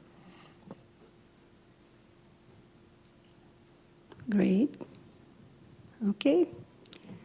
So we had our item number 7, which was presentation coming from the Corps on comprehensive benefits. That's definitely a critical topic that we have as we advance the studies that we are advancing now. We have a significant number of resiliency studies, flood resiliency studies that are happening in South Florida now, and our ability to fully read, understand, and really take advantage of this comprehensive benefits is key, is big for us. So it's sad that we cannot hear today, but we'll keep you, everybody, informed on any findings that we have between today and May 24. I don't know, Tim, if you want to add anything? Sure, yeah. I think comprehensive benefits is a really important topic, especially as we look for federal authorization of our projects. And the more we can count on those comprehensive benefits, which include not only specific project purposes like flood risk reduction, but you look across like water supply, environmental restoration benefits, benefits to disadvantaged communities. All that stuff is really important and a big focus of our projects moving forward. So I think that'll be a really good topic to come back and talk to everybody about, because I think that's going to be something that as we move forward, working with all of you on projects, that's going to be a key area that we want to lean on the local entities to kind of guide where we can look at some of those comprehensive benefits. So we'll make sure we're back at the next one. Carolina didn't mention, but the guy who's going to do the presentation, his wife just had a baby, so he was a little bit preoccupied and couldn't make it, but he apologizes. Okay. Now, let's go then around the table. Let's get updates from you all on things you are doing on resiliency, any other related topic that you feel relevant sharing here with us all. So I will start on my right side here. I know Tim already said so. Sheila, do you want to be the first one? Rotate on the right. Hi, everyone. Sheila McNamara with the Central Florida Regional Planning Council. I'm the Regional Resiliency Manager. A few of the things that we're working on, as I stated last time I was here, we do have a Heartland Regional Resiliency Coalition. We still have entities that are signing on to the MOU with that. We did have a Regional Resiliency Action Plan kickoff meeting that was very well attended, and the next steps that we're doing is breaking into small work groups to develop further into that plan. We're very grateful for the funding for our counties that applied, that we either supported or helped applied for the vulnerability assessment, so we'll also be assisting with that. And we're also working on resiliency within our Sentinel landscape. We do have the designated Avon Park Air Force Range Sentinel landscape, which there are only 2 Sentinel landscapes within the state of Florida. So working with the installation itself for resiliency measures, and then working with our partners throughout the entire landscape for resiliency on that as well. Thank you very much, Sheila. So, Claire, Charlotte, go ahead. Good morning, everybody. I'm Claire Jubb. I'm from Charlotte County. A couple of things we're working on around resiliency. First of all, we're working with the Coastal and Heartland National Estuary Program on our vulnerability assessment. They're going to be funding and performing that study for us. But we do have an internal one that's focused around our utilities that's kicking off very soon. That'll be a vulnerability assessment that's focused specifically on the utility that we own. Our Board of County Commissioners had a very good discussion at their strategic focus area a couple of weeks ago, and we look to be adding community and organizational resiliency as one of their focus areas, one of their goals within those focus areas. It's definitely a priority for them. We continue to work through our water quality issues. That is obviously very much a priority of our Board of County Commissioners. And our commissioners have been having a lot of conversation post-Ian. Obviously, we were impacted by Ian, thankfully not the flooding, but certainly a wind event for us, around construction and density within our coastal high hazard areas and our more vulnerable areas. So we're doing some assessments on our comprehensive plan to see if there's anything we can do to become more resilient in those areas ahead of our vulnerability assessment coming out. So they're being very active, very busy. Obviously, we're in the midst of recovery. So we're working through all of those recovery activities and just trying to keep going every day. So it's been a ride. Carolina, if I could just add to Sure, that. Sheila. Claire, we forgot to give a plug. The Coastal Heartland National Estuary Program is having a climate summit March 15th and 16th. And the other thing I would like to also add a plug for is the Florida Wildlife Corridor. They do have their latest film, which is Path of the Panther, and that is available in certain theaters, which is a really big deal for, Leonardo DiCaprio and others were involved in it, but to have it shown in theaters, you can go to their website and see that. And just that integration of looking at how we can work within the Florida Wildlife Corridor for resiliency planning and multiple aspects of views and missions and goals and interpret those together. Thank you. Thank you. Erin McDevitt, FWC. I specifically work in marine estuary and habitat restoration, which, of course, just by nature builds resiliency. And so we're always looking for locations where we can implement living shorelines and continue to build habitats to increase their resiliency to the benefit of people and to wildlife. We have a adaptation landscape specialist in Tallahassee named Logan Benedict, and he participates in an interagency team that's looking specifically for places where building resiliency for communities intersects with building resiliency for wildlife and habitats. And so we're integrated into those discussions too. So where, I think that we naturally building resiliency for wildlife fits in well, and we're all, on the same team.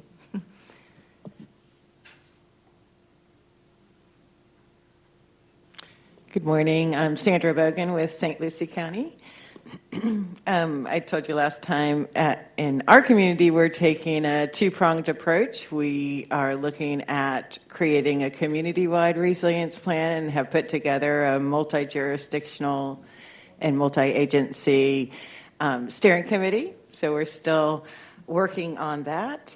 And then we only have 2 cities and a village in St. Lucie County, so we're lucky enough to be able to do that.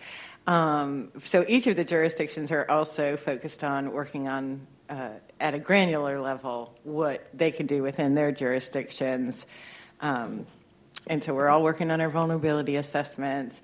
St. Lucie County has focused, particularly with the ARPA money that we received and some funding that we received on potable water and wastewater projects, as well as stormwater projects. We're in the middle of updating our stormwater master plan. Jamie here is with our Public Works Division, which is really important for resilience to have a good stormwater master plan, and ours is decades old. So that's really important. And we're doing a lot of coastal fortification projects.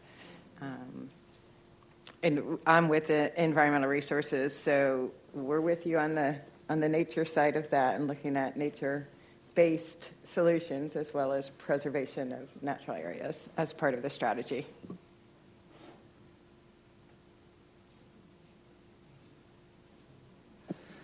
Amy Eason, City of Port St. Lucie, Executive Project Manager of Stormwater, also the lead for resiliency in the city. We're doing several things. We're working with St. Lucie County, trying to produce that comprehensive resiliency plan. There are very many components within that. They had done the initial vulnerability assessment, and we just won $500,000 from Resilient Florida so that we can do a vulnerability assessment supplement where we can take all of our hydraulic models and implement sea level rise, and then also include that compound flooding, which is some of those elements that we need for the Resilient Florida vulnerability assessment. We're also coordinating with St. Lucie County with their master plan to make sure that we're all connected, cohesive into one wonderful plan, right, to make sure that our critical infrastructure is taken care of. Interesting enough, I had a reach out from the Audubon Society to help develop a greenhouse gas cohort with municipalities. So hopefully St. Lucie County is also being reached out on that so that we can help with that cohort and looking at our greenhouse gas emissions. It's a pretty exciting analysis that Audubon is providing municipalities. We've also just won some Resilient Florida money for a force main that will help divert water from one treatment plant to another treatment plant to help equalize flows so that we can be more resilient in our utility infrastructure. Also, Treasure Coast Regional Planning Council is also developing a resilience cohort. And one of the questions I've asked for them, because it seems like we're being like repetitive, like we have St. Lucie County, now we got the Treasure Coast, and South Florida's trying to include us. It just seems like there's just overlying duplicate efforts. So I'm interested to see what's going to happen with that resilient cohort. Good morning, Ken Roundtree from Northern Palm Beach County Improvement District. I love the term resiliency and vulnerability. It seems like these are new terms, but in reality, our district, we're 298, we've been doing that for 30 years, and now we put an official name on it, and now we can apply for grants and such. We're a little behind at times because we recently applied, we're getting into grant programs and stuff, and we applied for a BRIC and we applied for resiliency, and we got denied because we didn't have a vulnerability study. So I look forward to working with the county, with Megan and Paul on the resource side of it, and trying to get our facilities looked at also so that we can be successful in some of the grant programs. We're in a constant repair and maintenance mode. Believe it or not, we need water right now. We're several inches below where we should be, and the residents let us know that, just like they let us know when it's too high. I still haven't learned to write really quick, and I can't read my own writing. Is there any way that this whole program can be sent to us electronically with all the neat slides and everything, or is that not feasible? From our side, yes, we'll send the whole slides from this meeting today. We post in our website as well. So we have video recording, we have the PowerPoint. Great, thank you so much, that'd be great. And thanks for your efforts, everyone around the table, everybody's doing. Thank you for hosting this meeting, it's very informational, and I appreciate it, thank you. Great job, Carolina. Thank you, Mary. Good morning, Joe Morera with the Sunshine Water Control District. I just want to share an announcement that, as you may or may not have heard, the Reedy Creek situation included us as one of the district to be sunset as of June of this year. But however, as of the last final special session, both houses approved the bill and now is awaiting the governor's signature. So we're back on, and we'll continue to do the work that our residents expect of us. So to our state legislature, Dan Daly, the Broward County delegation, and our Lewis Longum Worker Representative Chris Lyon also worked very hard to ensure that that took place. So we are thankful for their efforts. And here we are, back on again, and we'll continue to do what is expected of us, and we move forward. So that's all. Thank you. Hi, Kyle Berg with the Village of Wellington in the Acme Improvement District. I'm a senior engineer there, and we oversee most of the, resiliency and rehabilitation projects. A lot of our infrastructure is nearing 40 years old and aging and needs to be replaced. So what we've just recently completed is an ICPR model of our entire conveyance system. So we've identified all the choke points. That way we can replace, get the most bang for our buck for, what structures actually need to be replaced and upsized in the process.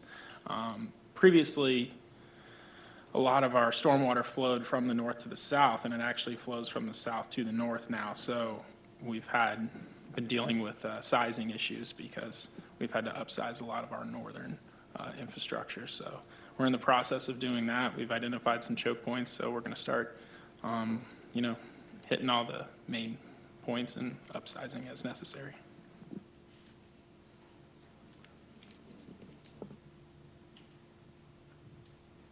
Good morning. I'm Dr. Elizabeth Kelly. I'm with Martin County Public Works, the Ecosystem Restoration Division. I'm also speaking for our coral or our coastal group as well. We have a few things that we've been working on. Overall, you may have heard about our septic to sewer conversion project. That is ongoing and has been happening for a while. We are getting more and more people online here, and we do see moving forward to other areas that we would also like to convert as well. Along with that, we're looking at our stormwater BMPs. We would like to move forward with more areas of stormwater upgrades, nature-based solutions, to look at some restoration with some canals and to make them more stream sorts of areas. Along with that, I mean, that goes with our vulnerability assessments as well. So we are looking more at our stormwater master plans, where we're vulnerable, and where flooding might come into effect a lot of that. We're also, after the hurricanes, having to do a lot of beach renourishment and restoration. So some of that following the hurricanes involves our coastal fortifications, and as we move forward with that as well, we'd like to be able to do some more coral restoration and some living shorelines. So we are members of coral groups, Nature Conservancy, that we are also working toward that with them, as we have the northern end of the reef there to work with. Another area that obviously affects all of this is water quality monitoring. So we are trying to put forth a water quality monitoring program to see what is, flowing out of the lake, down the C-44, from agricultural areas, urbanization, everything that we have that we might be putting onto corals and seagrasses. So looking at it as a whole system is a lot of what we're doing, and definitely the coastal armoring, the vulnerability goes into all of that.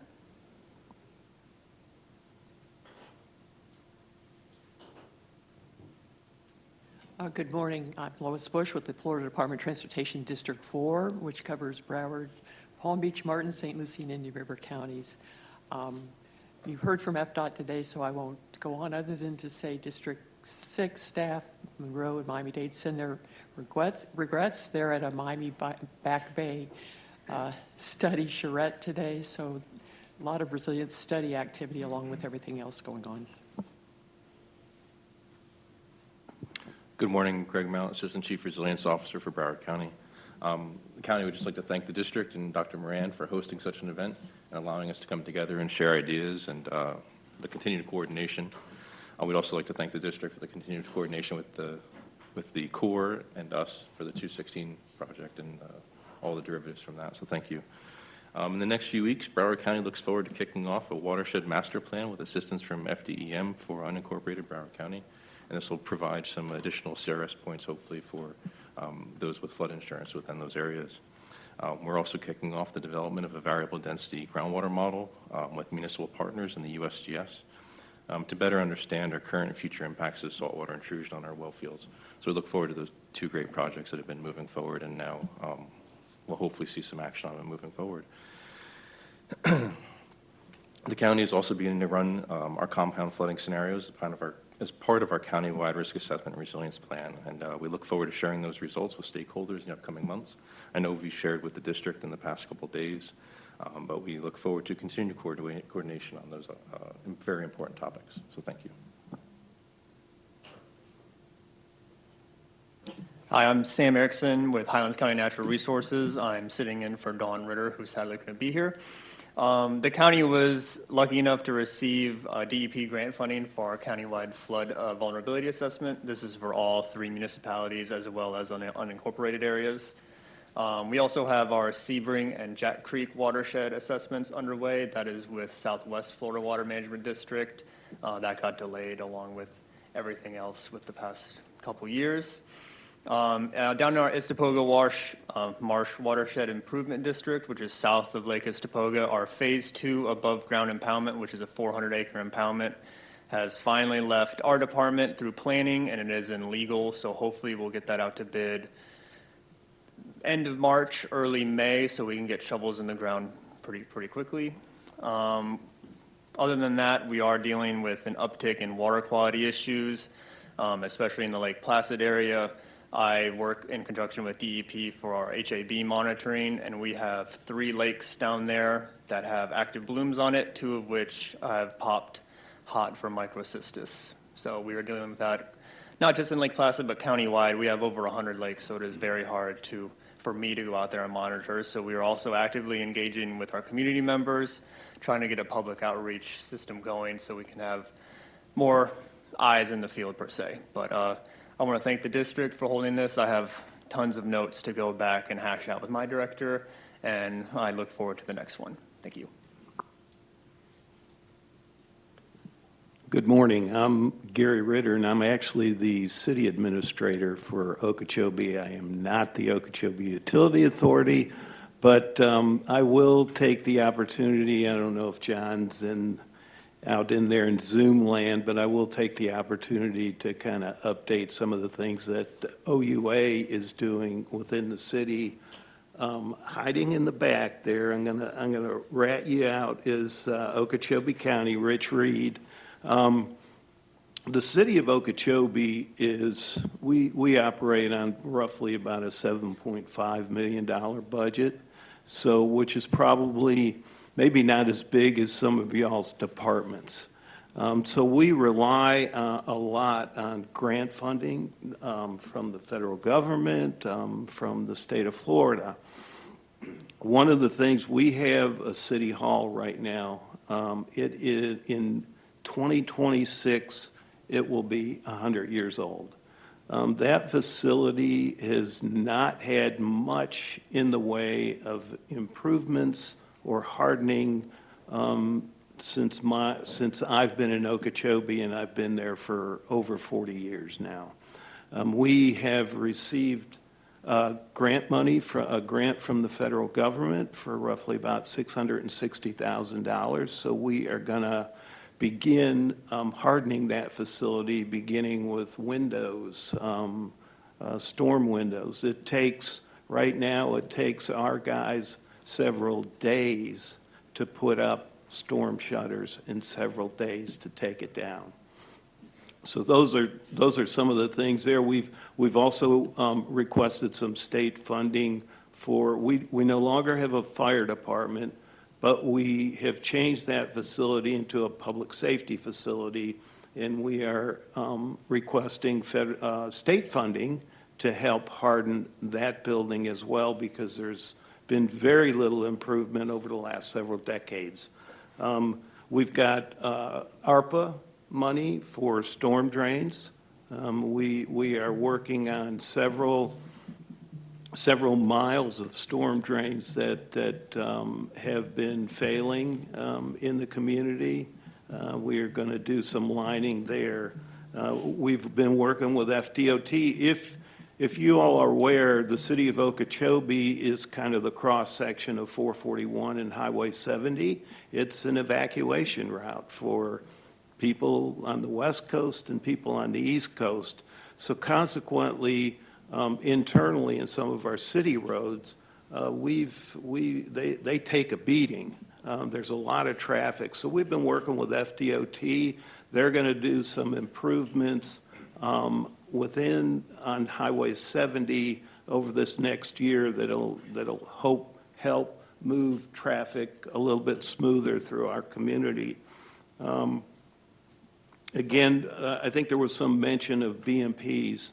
We have also been working with FDEP on BMP, our stormwater BMPs, and we've been able to purchase some equipment like a vac truck, which may not seem like a big deal to many of you all, but it is extremely big deal for us, and that's been very helpful for water quality. OUA, They have received a lot of money lately for septic to sewer conversion, especially inside the city of Okeechobee. If lake levels have been held a little bit higher over the last several years, and what happens in our community, it raises the water table. In some of those older septic tank systems, really, they can't handle the higher water tables.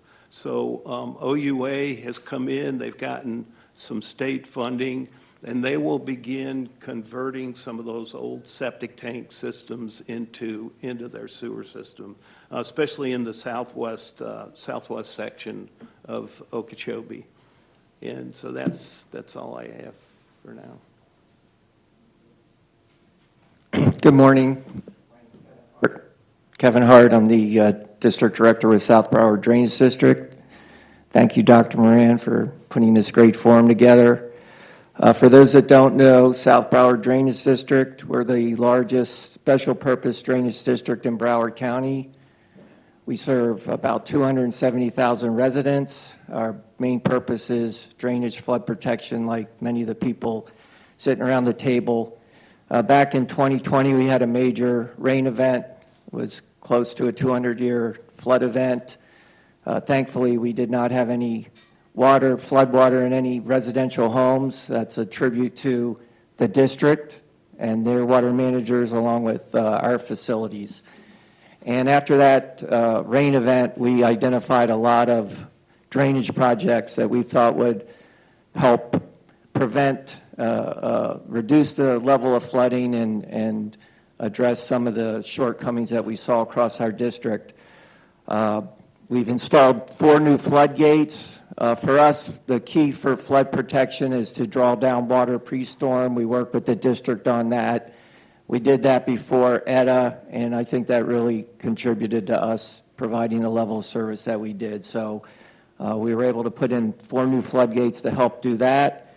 Like everyone here, we're working to upgrade aging infrastructure. We have a lot of old pipes throughout our district. We have a bill in now through the legislature appropriations grant to slip line 3 96-inch culverts, metal culverts that are approaching 50 years. So we're hopeful we might get some funding on that through the state legislature. This year we purchased 2 high-capacity mobile stormwater pumps that we can deploy anywhere throughout our district. That was also through an appropriations grant. So that was a big effort for us, a big important equipment that we got.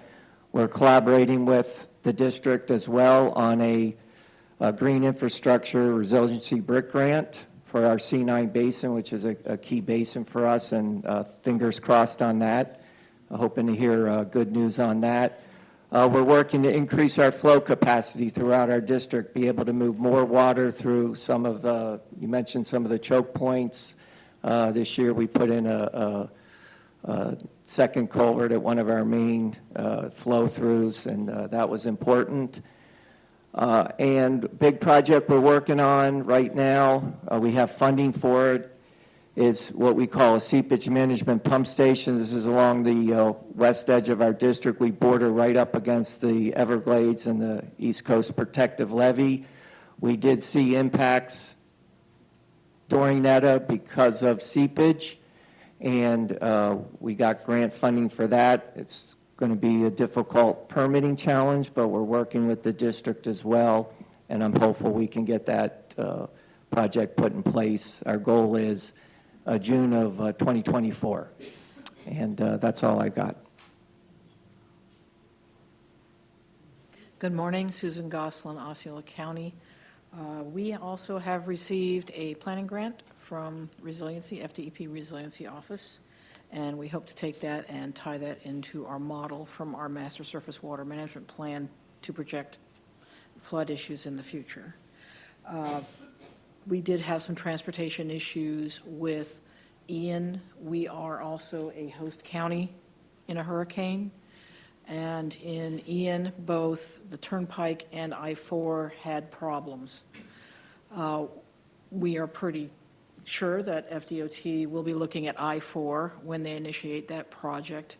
We are initiating our own small area study for that portion of the turnpike that flooded because it also flooded a very large neighborhood nearby. One of the things, Phil, thank you, excuse me, we'll be watching Senate Bill 716. One of the things we consistently hear from residents is, I didn't know my house was going to flood. My landlord didn't tell me. And we had a lot of properties that flooded in Irma that were sold within 2 years, and now the people that bought those houses now got to experience flooding in Ian, and we are offering buyouts for quite a few homes. We're going for a hazard mitigation grant to buy out those homes, particularly along Shingle Creek, where we know we have problems, but thank you for that information. That's about it. Okay. Kevin, if you would, could you share that information with us on the price of those pumps and the capacity of them? Because I think it'd be interesting to see what the market value of that is, because those numbers have changed. Be happy to. Along the same lines, the county is working with FEMA on our firm maps. We've had a long discussion. We're a little uncomfortable with some of the results. It doesn't seem very intuitive. But we are going through what's called a scientific review panel, and that'll probably take about anywhere from 6 months to 2 years, depending upon their schedule. The outcome will be hopefully better maps that are more intuitive. One direction we've gotten from our mayor is, at the end of the process, regardless of the results, is we want people to understand that, yes, if you're in the firm zone, you need to buy flood protection, but if you're right next to it, you probably should think about buying it because it's cheaper, and Mother Nature can definitely change that line anytime she wants. And I think that's a piece of information that a lot of people didn't get in the process, and our mayor really want to make sure that gets communicated. Project-wise, we've got the M2 basin improvements for the Indian Trail that we partner with them on the funding. They're going to do the lion's share of the work on that, but we were kind of a mechanism for funding. And then in the L8 basin, the state found funding for 2 cells, cell 12 and 13, which will provide about 14,000 acre-feet of storage in that L8 area, which is a basin that is lacking drainage when the lake is high and it's wet, so that's a badly needed. The SERP project identified the need for about 45,000 acre-feet in that area, but 15 is a good start. So that's all I got right now.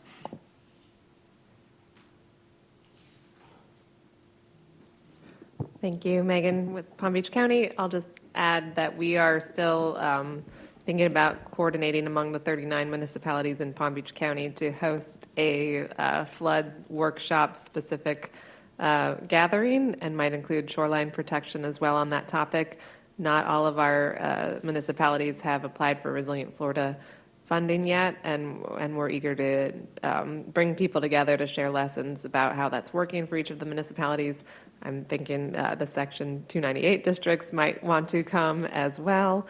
So if you have if you have other stakeholders, I think it's going to be a staff level discussion, 2-hour breakfast kind of thing. But with 39 municipalities and the county and our districts, I think we have a lot of lessons that we can share with each other. This is great. I'm inviting myself for that event too. I just want to check before we move, if there is anybody in the audience, the back, that is representing a government that would like to come and give an update. Do you want Penny? Yes, please come, join us. And feel free to sit at the table anytime. Yes. Thank you, Penny. I will start with Penny and then I'll go here. Is that okay? I think so. Okay. Okay. Elkin Diaz, City of Fort Lauderdale. I'm a senior project manager in the Sustainability Division. Thank you for hosting this. I work under the direction of Dr. Nancy Gassman and our Sustainability Manager, Glenn Hadwin. We have several programs in the city addressing resiliency, stormwater, flooding, and so forth. Our stormwater master plan is a $200 million plan going on with neighborhood improvement projects, currently in construction and designed already. In addition to that, we have a vulnerability assessment plan moving forward with some grant money that we got as well. I found very interesting about Dr. Moran, the flood resiliency plan. So I wanted to have a little bit more clarity on what is the ongoing starting phase, the compilation measures and alternative milestones, if you can expand a little bit on it. But also, I throughout the morning, I wanted to hear from the audience, where is asset management in resiliency? In the city of Fort Lauderdale 5, 6, 7 years ago, we started thinking about can we get the most value of our assets. And we use asset management best practices in order to do that. We started implementing asset management back then, and we were successful on getting our commission to approve a $7.5 million program over the last 6 years on asset management for our stormwater infrastructure. My opinion, it has been very successful to identify high risk, what's the priority, where our assets are, what is the condition that it's in, and everything else that we have learned. So I wanted to hear a little bit from you guys on what you're doing in asset management and how it's related to resiliency. Thanks. Thank you very much, Elkin. Okay, Penny. Good morning. Thank you again for the program today. Just a quick update from the city of West Palm Beach. We continue to work on our sustainability and resilience efforts. We have had a sustainability action plan since 2011-12 that we're in the process of updating now to include sort of an umbrella of all of the climate action, sustainability, net zero, all the commitments that we have made over the years. So we will be bringing that forward this summer for our commission. We're very grateful to have received several grants from Resilient Florida, which we did have a vulnerability assessment completed several years ago. We'll be updating that through the Resilient Florida Planning Grant and looking at, updating it to meet the state statutes now. We've had several opportunities through those grants to make improvements along our intracoastal waterfront. So underground utility hardening, lift station improvements, and we're also looking at an overall plan on our waterfront. So sort of looking at a resilient waterfront. I'm happy to say that we are not in as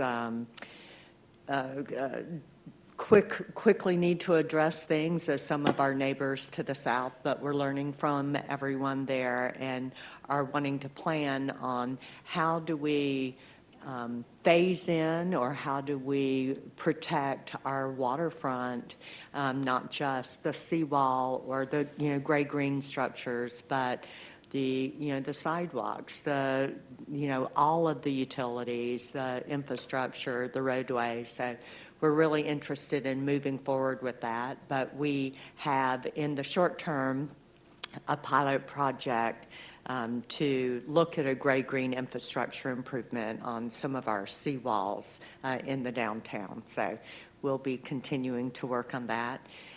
We also have been really focused on tree canopy improvement. We're in the process of planting, around 220 canopy trees through our neighborhoods, focusing on some of our underserved areas. And then we are continuing to update our canopy assessment and work toward that to address stormwater issues as well as heat and trying to get people out of their cars and onto the sidewalks. So thank you. Excellent. Anybody else? I do have an update from Miami-Dade County. So as mentioned earlier today, they're going on their Miami Back Bay study planning charrettes just now. So they wanted to be here, but it was a big conflict for us to be able to avoid this meeting was originally planned on the 22nd too. So anyway, we couldn't avoid. We tried. We worked together to see what we could do. But we do have a brief update coming from WASD that they wanted to share with all of you. So just, this is from Debbie Greiner, their resiliency manager. So they are continuing to work on $75 million in key resiliency projects, including storm hardening of the water and wastewater facilities. Many of those projects are possible because of funding coming also from Resilient Florida, FDEP, and also some of the Biscayne Bay water quality projects. They are also continuing to address vulnerability of septic tanks through the Septic to Sewer program, Connect to Protect, including more than $150 million in conversion projects already. And lastly, WASD is finalizing their strategic plan and they are very excited about how to set the priorities for the next 5 years, and including a major focus on increasing the integration of resiliency and sustainability practices in the delivery of water and wastewater services. Thank you, Debbie. I know you're listening there. Thank you for sending this update. So I think with that, we close our around the table unless anybody has a follow-up or go back quickly. Okay. So, yes, let's move into public comments. Thank you. Yes, I have one public comment card from Dr. Schumann. So hello, everybody. So I'm Dr. Carrie Schumann. I'm the Coastal Resilience Manager with the Sanibel Captiva Conservation Foundation, but I should also mention that it's a joint partnership with the Captiva Erosion Prevention District. So I sort of serve both those organizations. And I just wanted to make a couple quick comments. I wanted to point out that obviously our area is, as somebody who works on Sanibel and Captiva and lives in Fort Myers, clearly I recognize the devastation that was, depicted in a lot of these videos and photos that were shown today. We clearly understand the need for resiliency in our communities. But I also will say that I feel like for our area, it's helped us stoke a sense of urgency among our population, and there's a lot of really positive catalyzing of energy for our community to be really engaged and involved in resiliency work. I do want to thank the district for the opportunity something like this event provides us, the sort of engagement this gives us, the sort of transparency around the efforts that are happening. I've already recognized that some of what was presented today provides me resources and information that then allow me to do my job better in my capacity.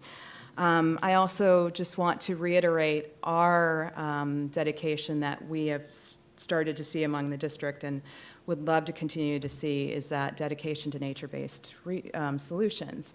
And we also say that as, Sanibel and Captiva specifically, we are communities that, in Sanibel alone, our Sanibel plan has really provided guard rules for development and how that would occur in our communities. And about 70% of our land is conservation land. So we know that that poses us to have, it gives us a leg up in our resilience into the future, and it's going to provide some opportunity for us to be there longer than we may be able to be absent that. And we also just want to acknowledge that our engagement with the district in terms of, your focus on flood control and water quality is also really key and important to us to helping to maintain the health of those natural systems and our human communities. So just want to reiterate, we're really happy to sort of be engaged at the table, and we plan to continue our engagement. So I just want to thank you. Thank you. Thank you very much. Do we have any more comments, Yvette? No, that was the last comment card. Okay, thank you. So moving to closing remarks, I have 2 quick slides there to share with you. So first, we have this QR code here.